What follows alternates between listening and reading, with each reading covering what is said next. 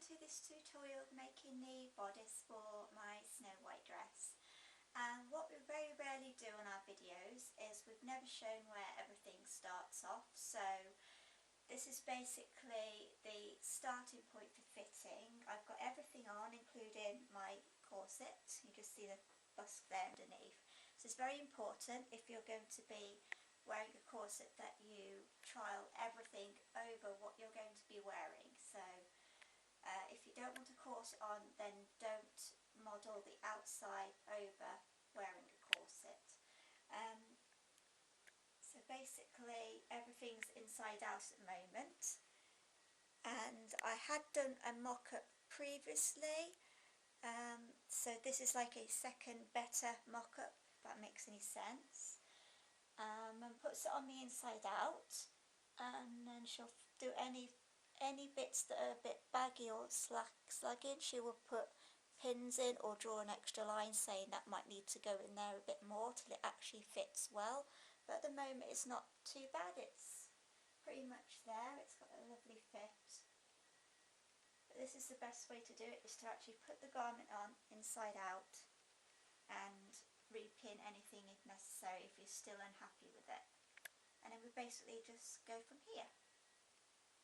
Welcome to the start of making the bodice for my Disney Snow White costume. I've started out with a royal blue cotton velvet, and I've mounted all the pieces onto a cotton canvas. So basically just cut one of each piece. I have gone over this before on other tutorials for velvet bodices. When you cut your velvet, make sure you cut pieces one at a time, and make sure you cut them all in the same direction. So say if this white sheet is your fabric and that is your edge, cut every single piece the right way up. This helps with, like, if I put this the other way, suddenly the colours, so you can see the contrast looks completely different. And you also want the nap this soft way going downwards. If you feel it, you can also feel which was the rough way and which is a soft way of the nap of the fabric. What I've decided to do is to hand stamp just on the front two panels. Excuse me a second, I forgot to get this out earlier. A rose pattern. I just thought it would make it look a bit more interesting and a little bit more prettier rather than just having a plain blue bodice. So if you're going to do that, you'll need to do it first before you mount it onto anything. So I use this little stamp and some ink from Versacraft. This is called Baby Blue. I bought this quite a few years ago now, so I don't know if that colour is still around, but I wanted something that isn't quite the same colour as the fabric but not too bright, and this just seems to look quite nice. So next thing, you will get your corresponding piece of canvas and you will lay it down flat, and you're basically just mushing the two together as one piece, so it will make it a lot stronger and a lot sturdier. Be careful about pinning and tacking. Make sure you only pin nearest to the edge, not too many pins, and when you're tacking, make sure you tack right near the edge as well. If you tack too far in, as I usually tack an inch or two in, so I find it easier to take the tacking out afterwards rather than right on the edge, but I can't do that with this because once you tack or pin into velvet, it leaves little marks. So make sure you tack right on the edge, and you have to do that for every single piece. For mine, I've only got 4 pieces, so I'm just going to go ahead and do that now, and when I come back they will all be mounted. The next thing you want to do, I last left off where I was just tacking these together, is to sew all your pieces together as normal. Just remember that velvet tends to shift and move around a lot, so when you're sewing just be careful of that and go nice and steady, or you could tear the velvet. Sorry about that. So the trouble with velvet, it does tend to get a bit bitty, and so just take extra care. And I've gone ahead and I've also sewn the shoulder seams in place, and that finishes it at that point. Now going on to the facing on the front neck edge. Here I have the pattern piece from the front of my bodice, and there is the top edge. I've got some paper and I've basically just drawn the same shape around the curve, brought out as wide as the strap, curved it round, and this measures about 8 centimetres wide. You do the same for the back. Just get my back facing here. So then that will join and make a seam just there, and carry on to your back. Now there isn't much here because I have a very narrow back. There isn't a lot left when it comes to the back of me, so yours will probably come out a lot longer. And then we have the centre back just there. So those are basically my facing pieces, and I've cut them out of this blue cotton. Ideally I could have done with a darker blue, but this is all I had around, so I've gone with this. And the next thing we have to do, I'll just bring it over here, is do a seam at the shoulders. Sorry, I couldn't remember what it was called then. Do your shoulder seam, so the 1.5 centimetre seam allowance, and do that on for both sides, on both pieces. Once you've shown your shoulder seams, you then want to pin the front and sew your centre front seam like so, and then once I've sewn those, it will look something like this. Next, I'm ironing my seams flat on the facing, and it might be a good idea to do this on the bodice as well, so it makes it a bit easier when you come to sew the facing on. Okay, at this point I've ironed the front seam flat, and I need to do the shoulder seams and iron those flat. But while I'm here, I'm also thought I would skip ahead a little bit and just iron the rest of these channels going around the armhole flat as well, so when I come to put my boning in, they're all nice and flat. But it's not really needed at this point, but I just thought, while I've got the iron out, I may as well do it. But basically you need to really concentrate on making sure your your shoulder seam is flat and the front seam down the front.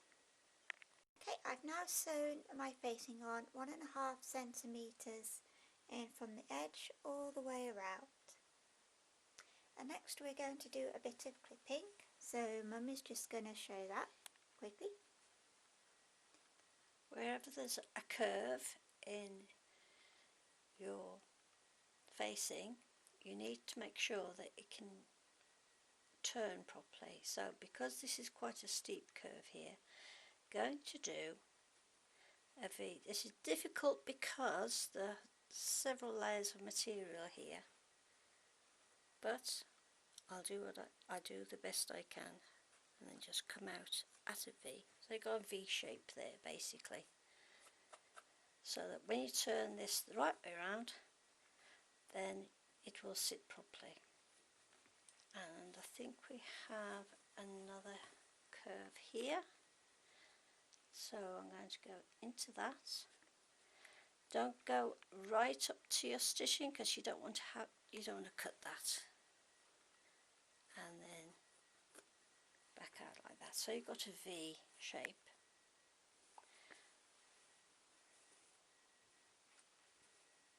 And here's another curve. This is yeah, I was going to say it's a difficult curve, but it isn't. So there we go. Cut your V out of that.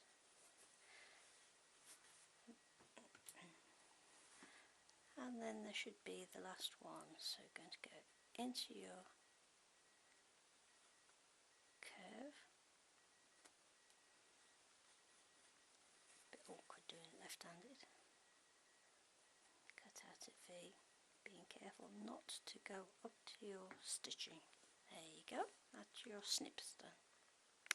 After you've sewn your facing on and cut your V's, you then want to make sure that your seam excess flaps on the inside are facing upwards or towards me as I'm holding in this video, and then take your facing and pull it tight and pull it upwards with it, and then you want to do some understitching, which you just sew 2 or 3 millimeters in from the main seam edge. See, this is your main seam here where you just sewed. Then just go, as you can see here, just a little bit away from it, and do that all the way around right to the ends and so on. This will just help then force the facing to stay better underneath, and which in a second I'm going to go ahead and iron it flat anyway. But now you've done this, it should help it along a bit. Because I'm using velvet, it's quite thick, so it's quite an important thing to do. Bottom edge of the bodice, even though I've pinked it with the shears, this stuff still likes to fray like crazy, which you can see. So I've run a sewing line just half a centimetre or 5 mils up from the bottom edge, and I've stopped here because I'll be turning it under, and you'll see why in a moment that I've stopped the sewing either end towards the front point, but you can carry on towards the back. Now we're going to turn a mitered corner. Now it's extremely difficult with this material because it's very thick. So the way to turn this corner is, this is your centre seam of your bodice, and I'm going to fold it over like that. Keep all your seams on one side like that. So now we've got, this is the corner, the end. So what I'm going to do is I'm going to sew a line of sewing from the centre seam out to the edge like that. I've sewn from the centre seam outwards at a 45-degree angle. I've done that twice because I really don't want it to come undone. And now you can cut away the excess at the bottom.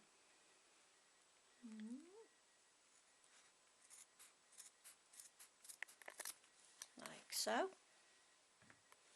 And then what that will do is, when you turn this to the inside, you will then have a point